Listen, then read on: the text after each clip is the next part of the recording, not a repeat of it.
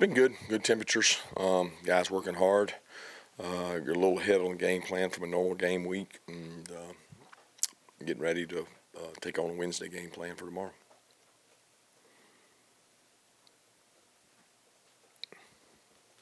Yeah, Coach, you guys have been pretty dominant in week one, beating opponents by an average of about 28 points. Is there a root cause as to why your team seems so prepared for that first game of the season? Yeah, I don't know. It's usually depends on who we're playing, what kind of team we've got back, what kind of team they got back. Preparation has been the same each year. We don't change what we do based on who we play. We try to do a good job prepared, just as the teams we play do. So I don't have a real good explanation for that. It's a lot about the players that are out there playing. Hey, Coach, I want to ask you about the job that Peanut has done, so far this fall camp, the dynamic he brings, and is he giving Coach Bobo like a bunch of different options as far as ways how to use him this fall? I think he's trying to become a complete back. He's very unique because I think people would think that he is a wide receiver back because of his speed, but that's not really what he is. He's one of the best vision backs we have. He runs bigger than his size indicates. He's explosive in and out of holes.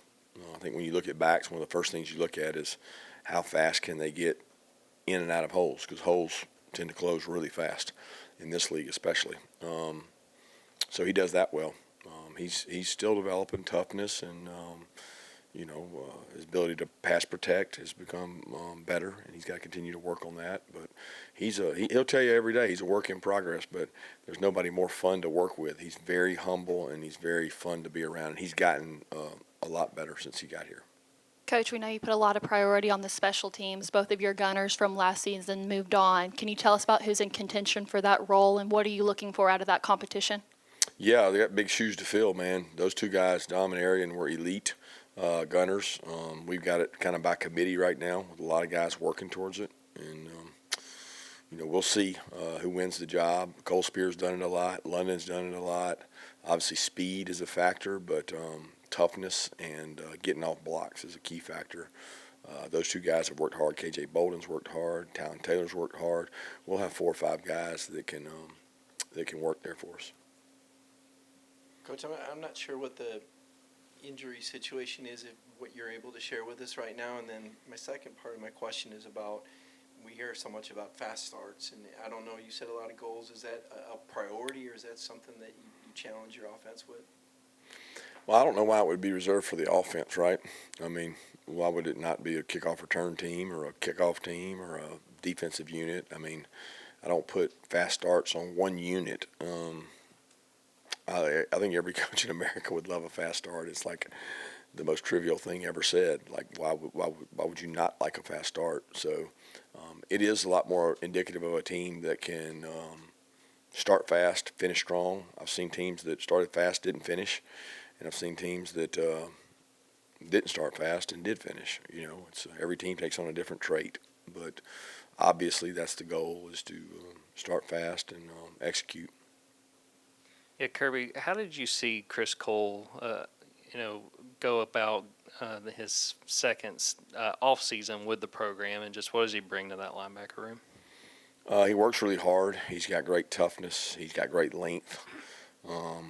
He can play multiple positions. He plays all over the field for us, and he's just a joy to work with. He's a note taker, student of the game.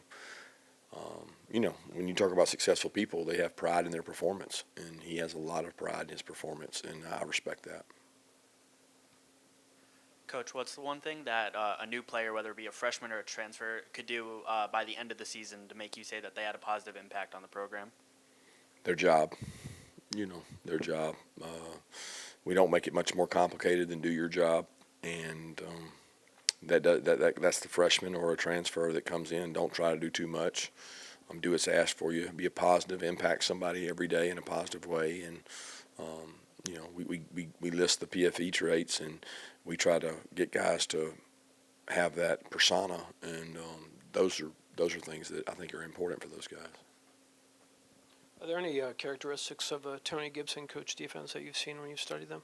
Yeah, aggressive, relentless to stop the run, going to take care of their gaps, run to the ball, just aggressive, whether it's run blitz aggressive or pass pressures on third down. Not afraid to zero you out, tackle well, leverage the ball well, play perimeter screens well. I mean, they do a really good job.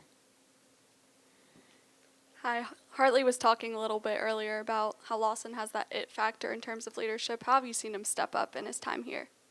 Yeah, he's grown confidence. He's been around good players. He's seen guys lead that room.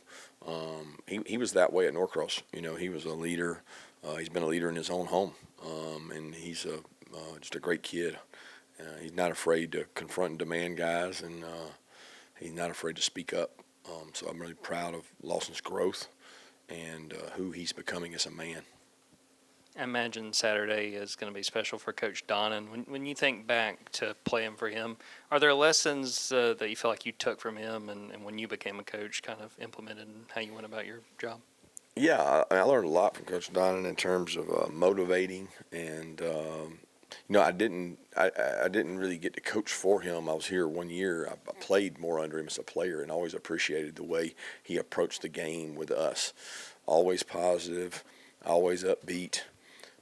Always believed we were going to win every game, and he exuded confidence in the team.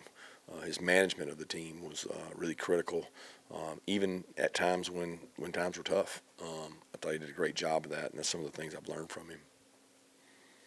Coach, I know that you're focused ahead, but a little bit more on Coach Donnan. As I understand it, didn't he create a position? I thought I heard a podcast where you were talking about getting cut and driving all the way back here in the middle of the night. Can you maybe go over a little bit of that story, how he hired you in your return to Athens? Yeah, I don't know the specifics of how it went down. It was so long ago. It was around this time, actually. It was the preseason was over in the NFL in that year, which I don't know how many preseason games we played. It must have been 3 or something. But I got cut around this time and packed all my stuff up and drove back from Indianapolis and came back to Athens. Didn't really have a job, didn't really have a plan. Was going to talk to some people about some finance jobs, and he just called me in and said, look, I've got an administrative assistant. It's not even a graduate assistant. Those are all filled, and they were already, into the first game, getting ready to play the first game. And he just said, look, you can be an administrative assistant, come in and work. We'll put you to work, find a role for you, and you help recruit. You work around here. And I didn't have much going on, so I dove in and did it for the season. I think it was right until Y2K. It was 99 to 2000, right when we played in the Outback Bowl, I think, that year down in Tampa against Drew Brees and those guys. And then I got a job at Valdosta State. But I spent a year doing that, and I learned a lot about breaking down tape and just, the things you have to do that are not the glorious things to do at coaching.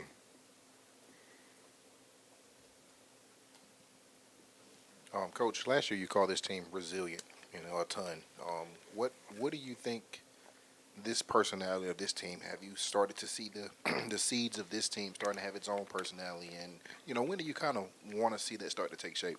Yeah, I want it to take shape right now. I don't know what that is just yet, just like I didn't know last year. You don't really know until you hit a lot of adversity. The adjective right now that I've seen is hungry.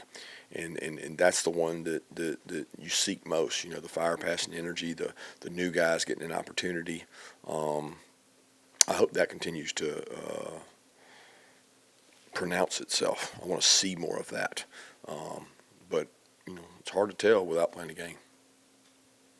I want to ask about two players. Malachi Tolliver, how was he with his injury that you had mentioned a couple weeks ago? And then Josh Horton, how has he come along as he's gotten acclimated to the program? Yeah, Malachi's working himself back. He's back doing individual drills and running and moving and snapping. He has not been in team drills. We hope to get him back in those next week.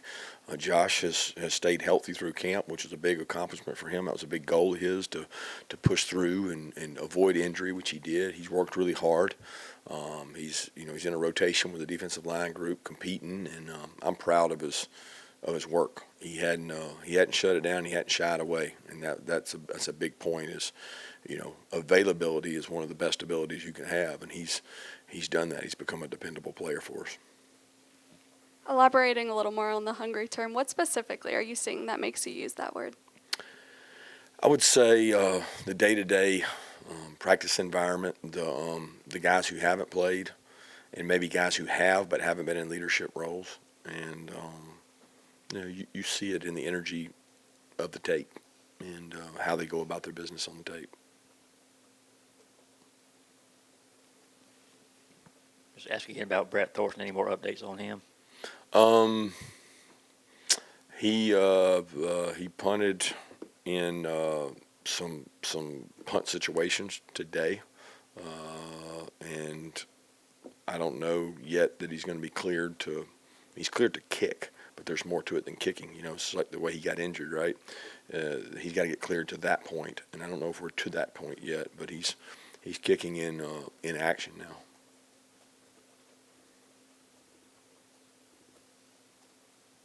Speaking of NFL cut day, a couple of your former guys got good news today. Chad Chambliss found out he made the Vikings, and Nazir found out he made the Packers. I mean, those two guys were here a long time for you. I mean, to see them get this chance, what does that mean to you? Yeah, I was proud. I texted with both of them today as we were getting ready to go to the field and reached out to both of them. They certainly earned it the hard way, and I wouldn't expect anything less out of those two guys because they're workhorses, man. They played a lot of football around here. They're tough. They're hard-nosed. They're dependable.